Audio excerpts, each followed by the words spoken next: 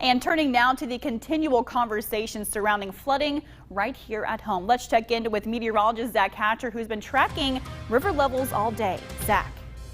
Yeah, Rebecca, there are still river flood warnings in effect from all the heavy rain that we received earlier on in the week for Illinois River, the Sangamon River, Spoon River, and the Mackinac River, all under a river flood warning.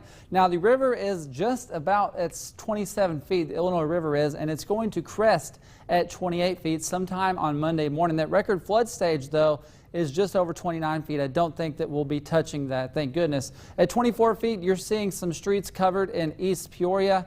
And as you get a little bit higher on that river level, 29 feet, water's overtopping the Pekin and LaMarche levee. At 30 feet, water's going over the Pekin sewage plant. And at 30.6 feet, it's overtopping the Peoria Sanitation District levee.